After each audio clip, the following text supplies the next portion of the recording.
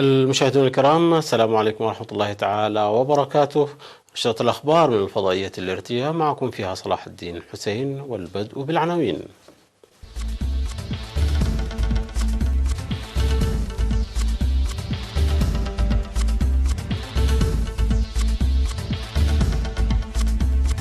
اختتام احتفالات اليوبيل الفضي للخدمة الوطنية. قائد القوات جهود لتطوير مصنع إرتياح للبلاستيك. نجاح حملة التنمية الطلابية في حقات. مقتل 19 في انفجار في وسط القاهرة. الهند تنحي الحكم الذاتي في كشمير، وباكستان تندد. إعلان ترامب يهوي بالعملة الصينية إلى أدنى مستوياتها. أهلا بكم مشاهدينا. اختتم أمس الأحد احتفال اليوبيل الفضي لتأسيس ساوا بدء الخدمة الوطنية، الذي افتتح يوم 2 أغسطس الجاري تحت شعار ساوا خيار صحيح لمستقبل مشرق. وشارك في الاحتفال الذي شمل تخريج الدفعة 32 للخدمة الوطنية والدفعة 10 لمركز التدريب المهني، شارك فيه آلاف المواطنين من الداخل والمهجر. وعكس الاحتفال الذي استمر ل3 أيام مسيرة ساوا في 25 عاما، ودور مساهمة الشباب الذين أهلتهم في مجالات التصدي والتنمية، وعروض تبين دور ساوا في بناء الشباب منذ فترة الكفاح المسلح ومنذ تأسيس مركز تدريب قوات الدفاع. كما شهد الاحتفال سيمينارات حول دور وأهمية برامج الخدمة الوطنية ومساهمة ساوا كمركز للتعليم والتدريب المهني، وتدشين كتابين لقصص تحكي الدفاع عن السيادة ودور الجيل الحالي، وبرامج ثقافية وفنية.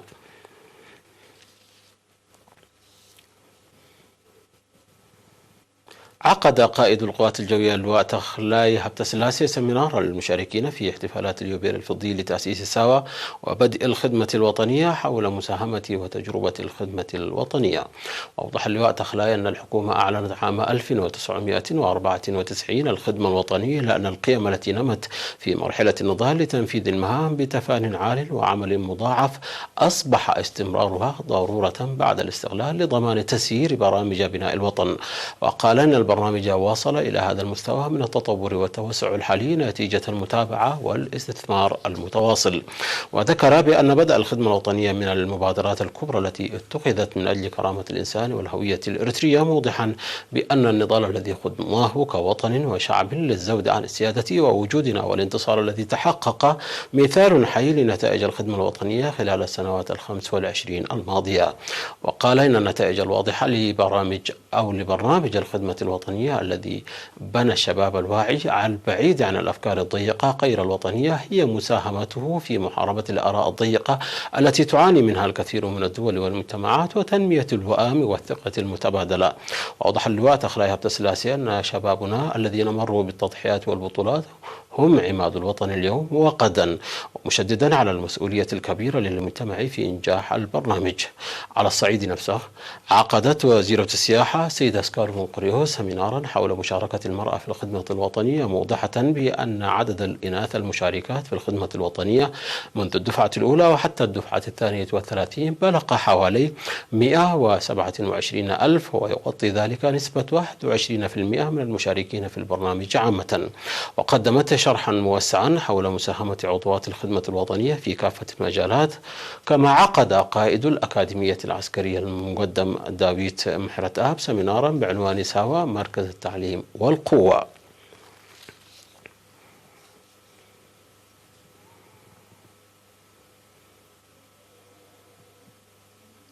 قال مدير مصنع إرتريا لمشتقات البلاستيك الكائن بمدينة مصوع السيد محارس القدس أن المصنع يساهم كثيرا في إنتاج متطلبات البلاد من الأنابيب بأحجام مختلفة للتنمية المروية وأعمال البناء وأنابيب المجاري ومجاري الصرف الصحي.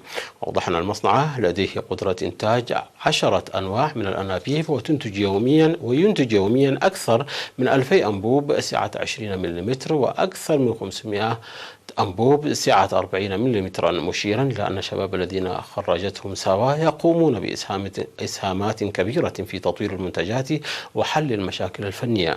ويمتلك مصنع إريتريا لمشتقات البلاستيك 11 جهاز متطور و84 عامل مدرب، بينهم 12 فتاة، موضحا بأن مصنع البلاستيك مثال حي على كفاءة الشباب.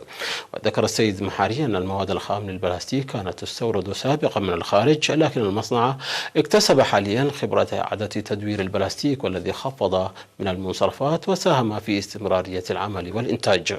وأشار العمال أن الفرص الموجودة في المصنع ساعدتهم في تطوير قدراتهم والابتكار، وبتطور إنتاج المصنع مع تطور قدراتهم.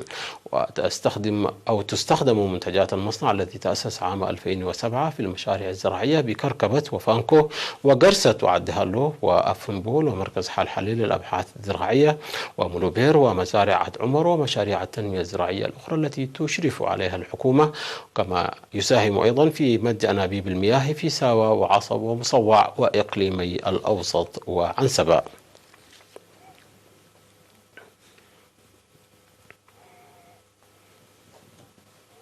أعلنت إدارة مديرية فورتساوا في الاجتماع التقييمي الذي عقدته عن تنفيذ معظم البرامج الموضوعة للستة أشهر الماضية.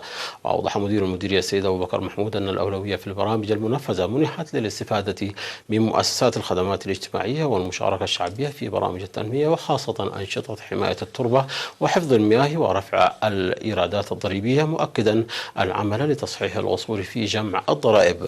وشدد على أهمية المشاركة الشعبية الواعية وإشراف الإدارات والمؤسسات الحكومية الأخرى في تنفيذ البرامج الموضوعة، داعيا إدارات الضواحي والمؤسسات الحكومية الأخرى للعمل بقوة لتنفيذ البرامج في الوقت المحدد لها.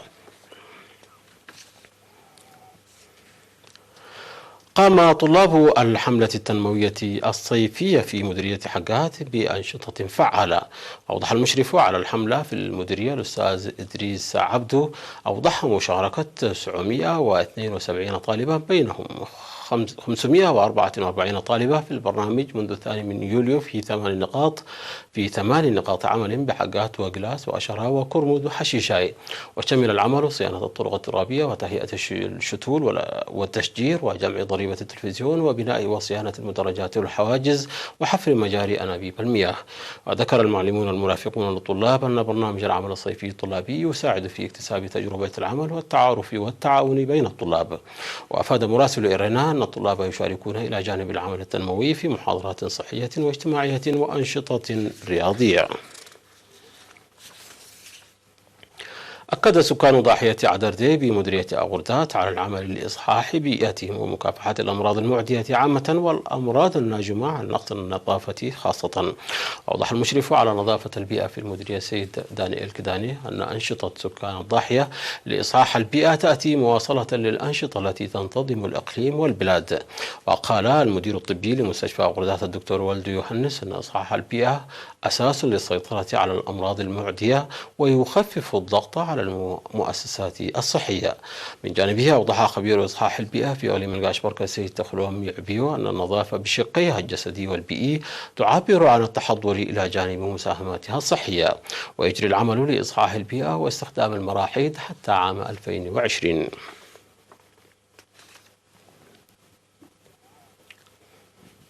مشاهدينا، نشرتنا تتواصل من الفضائية الإريترية، ولكن بعد فاصل قصير فابقوا معنا.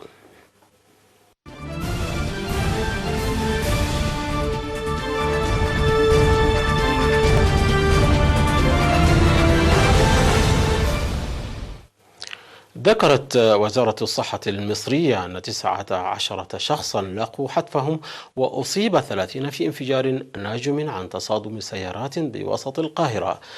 قال خالد مجاهد المتحدث الرسمي باسم الوزارة أن هناك 3 إلى 4 حالات حرجة موجودة بالرعاية المركزة، وتنوعت باقي الإصابات ما بين كسور بسيطة إلى متوسطة، بالإضافة إلى وجود حالات حروق بدرجات مختلفة. وذكرت وزارة الصحة أن الحادث أدى إلى اندلاع نيران أجبرت المسؤولين على إخلاء أو على إخلاء جزئي للمعهد القومي للأورام القريب من المكان. وقالت وزارة الداخلية في بيان منفصل أن الانفجار وقع عندما اصطدمت سيارة تسير عكس الاتجاه بشارع كورنيش النيل بالقاهرة بثلاث سيارات. وبعد وقت قصير من الانفجار شوهدت سيارات مشتعلة بالشارع بينما حاول المارة جاهدين مساعدة المصابين. وقالت مصادر لرويترز أن النائب العام أمر بفتح تحقيق في الواقعة.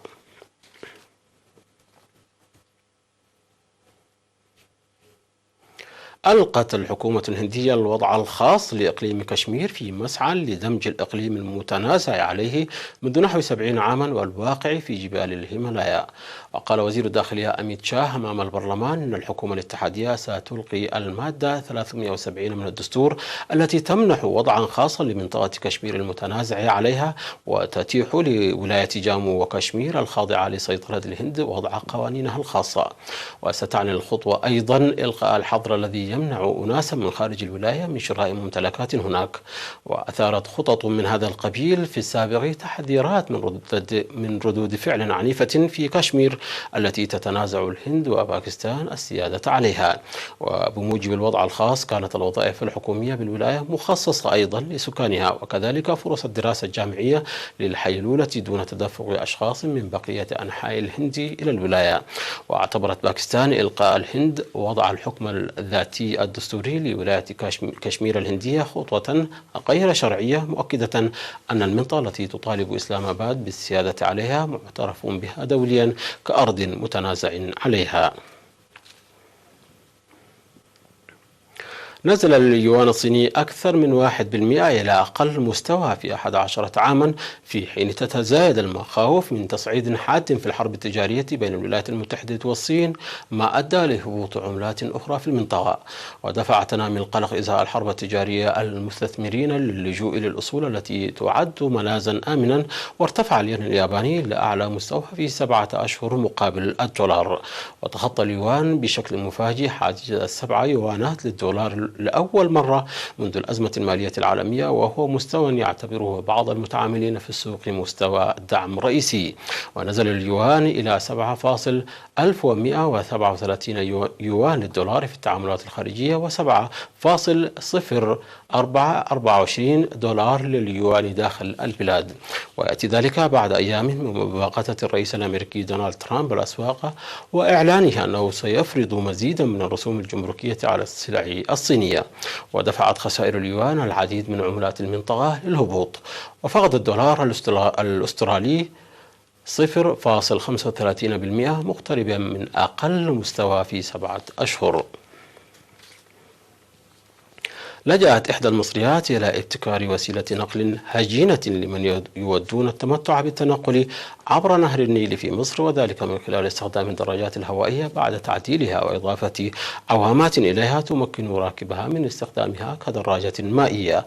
وأطلقت مهاب أحمد مشروع الدراجات النيلية في القاهرة مستلهمة الفكرة من الدراجات المائية المستخدمة في إيطاليا مضيفة أن حبها لركوب الدراجات واستمتاعها بها جعلها تريد مشاركة هذه التجربة مع الآخرين.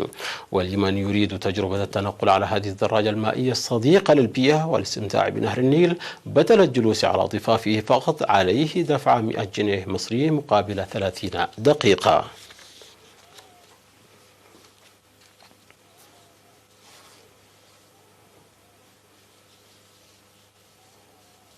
مشاهدينا انتهت النشرة. شكرا على حسن المتابعة. تحية لكم أينما كنتم. إلى اللقاء.